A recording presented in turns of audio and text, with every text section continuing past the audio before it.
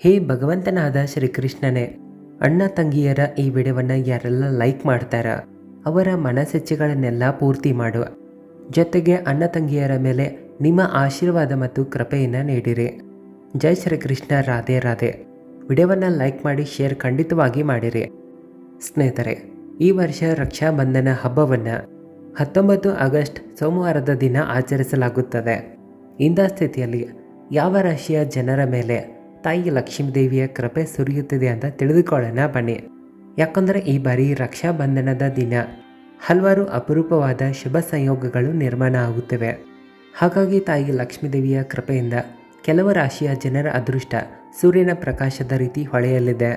ಸ್ನೇಹಿತರೆ, ರಕ್ಷಾಬಂಧನ ಅಣ್ಣ ತಂಗಿಯರ ಪ್ರೀತಿಯ ಪ್ರತೀಕ ಆಗಿದ್ದು ಇದನ್ನು ಅತ್ಯಂತ ಶುಭ ಮತ್ತು ಪವಿತ್ರವಾದ ಹಬ್ಬ ಅಂತ ತಿಳಿಯಲಾಗಿದೆ. ಇಂಥ ಸ್ಥಿತಿಯಲ್ಲಿ ಈ ಬಾರಿ 12 ರಾಶಿಗಳಲ್ಲಿ 6 ರಾಶಿಯ ಜನರ ಅದೃಷ್ಟ ಸೂರ್ಯನ ಪ್ರಕಾಶದ ರೀತಿ ಹೊಳೆಯಲಿದೆ.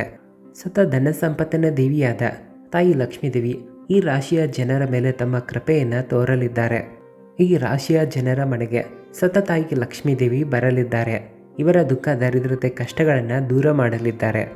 ಹಾಗಾಗಿ ಆ 6 ಅದೃಷ್ಟ ರಾಶಿಯ ಜನರ ಬಗ್ಗೆ ಇದೇ ವಿಡಿಯೋದಲ್ಲಿ ತಿಳಿಸ್ಕೊಡ್ತೀವಿ. ಹಾಗಾಗಿ ವಿಡಿಯೋವನ್ನು ಎಲ್ಲಿಯೂ ಸ್ಕಿಪ್ ಮಾಡದೆ ಪ್ರಾರಂಭದಿಂದ ಕೊನೆಯ ತನಕ ತಪ್ಪದೇ ನೋಡಿರಿ.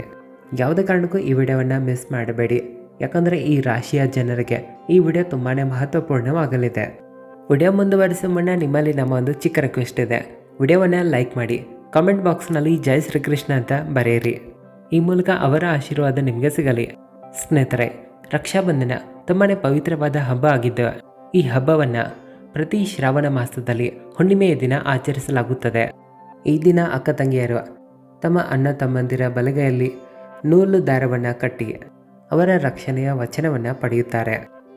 ಸ್ನೇಹಿತರೆ, ರಕ್ಷಾಬಂಧನ ಹಬ್ಬಕ್ಕೆ ಸಂಬಂಧಿಸಿದಂಥ ಒಂದು ವಿಷಯ ತುಂಬ ಕಡಿಮೆ ಜನರಿಗೆ ಗೊತ್ತಿದೆ. ಅದು ಭದ್ರಾ ಕಾಲದಲ್ಲಿ ಯಾವುದೇ ಕಾರಣಕ್ಕೂ ರಾಖಿಯನ್ನು ಕಟ್ಟಬಾರದು. ನಮ್ಮ ಶಾಸ್ತ್ರದಲ್ಲಿ ಭದ್ರಾ ಕಾಲವನ್ನು ತುಂಬಾ ಅಶುಭ ಅಂತ ತಿಳಿಸಿದ್ದಾರೆ.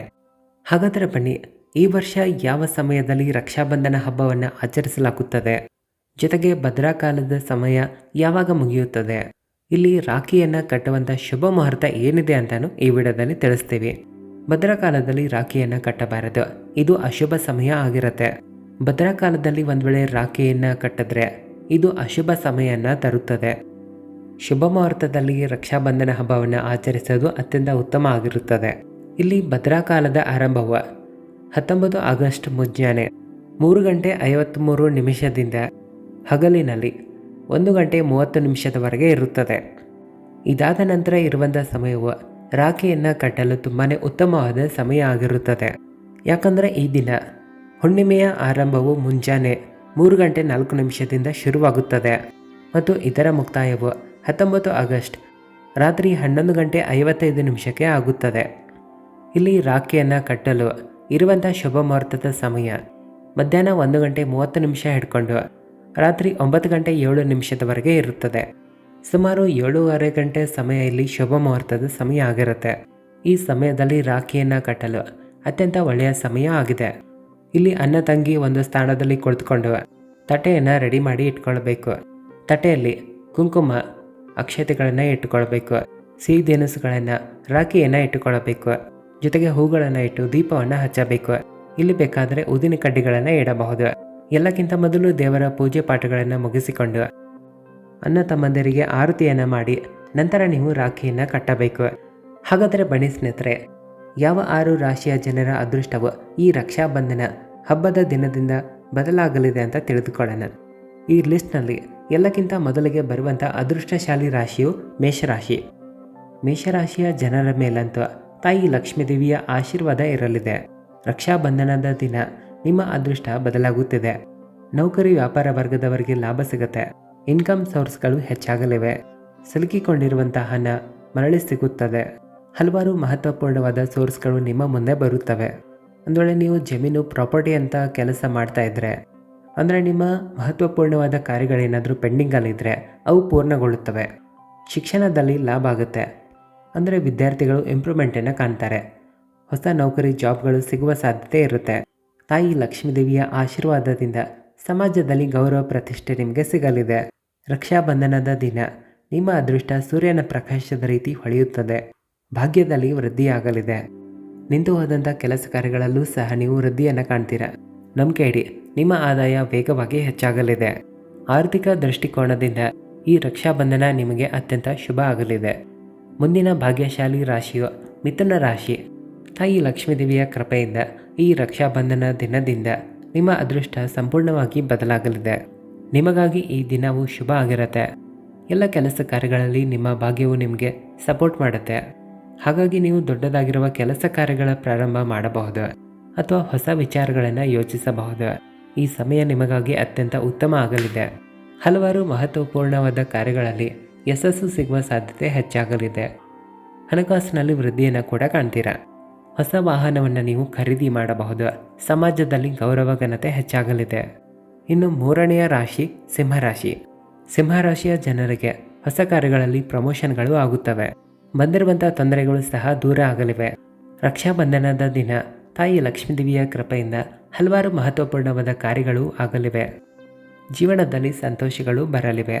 ಕುಟುಂಬದಲ್ಲಂತೂ ಸಂತೋಷದ ವಾತಾವರಣ ಇರಲಿದೆ. ಅನಾರೋಗ್ಯ ಸಮಸ್ಯೆಯಲ್ಲಿ ನೀವು ವೃದ್ಧಿಯನ್ನು ಕಾಣಲಿದ್ದೀರಾ.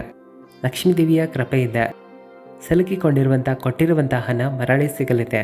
ಮುಂದಿನ ಅದೃಷ್ಟಶಾಲಿ ರಾಶಿಯು ಕನ್ಯಾ ರಾಶಿ. ಕನ್ಯಾ ರಾಶಿಯ ಜನರ ವ್ಯವಹಾರದಲ್ಲಿರುವಂಥ ಕಿರಿಕಿರಿ ದೂರ ಆಗಲಿದೆ. ಮಾನಸಿಕ ಸಮಸ್ಯೆಗಳಿಂದ ಮುಕ್ತಿ ಕೂಡ ಸಿಗುತ್ತದೆ. ನಡೀತಿರುವಂಥ ವ್ಯಾಪಾರ ವ್ಯವಹಾರಗಳು ಚೆನ್ನಾಗಿರಲಿವೆ. ಸಾಮಾಜಿಕ ಕ್ಷೇತ್ರಗಳಲ್ಲಿ ಇವರು ಲಾಭಗಳನ್ನು ಕಾಣ್ತಾರೆ. ಜಮೀನು, ಪ್ರಾಪರ್ಟಿ ಅಂತ ವಿಷಯಗಳಲ್ಲೂ ಕೂಡ ಲಾಭಗಳನ್ನು ಪಡಿತಾರೆ. ಇಲ್ಲಿ ಮನೆಯವರ ಸಪೋರ್ಟ್ ಕೂಡ ನಿಮಗೆ ಸಿಗಲಿದೆ. ಜೊತೆಗೆ ನೀವು ಧಾರ್ಮಿಕ ಕಾರ್ಯಗಳನ್ನು ಮಾಡುವಿರಿ. ಈ ಮೂಲಕ ಜನರು ನಿಮಗೆ ಹೊಗಳಿಕೆಯನ್ನು ಕೊಡ್ತಾರೆ. ರಕ್ಷಾಬಂಧನದ ದಿನದಿಂದ ಲಕ್ಷ್ಮೀದೇವಿಯ ಕೃಪೆಯಿಂದ ನೌಕರಿ ಹಾಗೂ ಬಿಸ್ನೆಸ್ನಲ್ಲಿ ನೀವು ಪ್ರಮೋಷನ್ಗಳನ್ನು ನೋಡ್ತೀರಾ. ಸ್ಯಾಲರಿಯಲ್ಲಿ ವೃದ್ಧಿಯಾಗುತ್ತೆ. ಹಲವಾರು ದೊಡ್ಡ ಪ್ರಾಜೆಕ್ಟ್ಗಳಿಂದ ನಿಮಗೆ ಲಾಭಗಳು ಸಿಗಲಿವೆ. ನಿರಂತರವಾಗಿ ಆದಾಯದಲ್ಲಿ ವೃದ್ಧಿ ಕೂಡ ಆಗುತ್ತದೆ. ಇನ್ನು ಮುಂದಿನ ಭಾಗ್ಯಶಾಲಿ ರಾಶಿಯು ಮೀನರಾಶಿ. ಮೀನರಾಶಿಯ ಜನರಲ್ಲಂತೂ ಇನ್ಕಮ್ ಸೋರ್ಸ್ಗಳು ತುಂಬಾ ಅದ್ಭುತವಾಗಿ ಹೆಚ್ಚಾಗಲಿವೆ.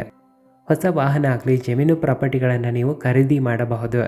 ಧನ ಸಂಪತ್ತಿನಲ್ಲಿ ವೃದ್ಧಿ ಆಗಿರುವ ಕಾರಣದಿಂದಾಗಿ ಸಮಾಜದಲ್ಲಿ ನೀವು ಹೆಚ್ಚಾಗಿ ಹೆಸರನ್ನು ಗಳಿಸುವಿರಿ.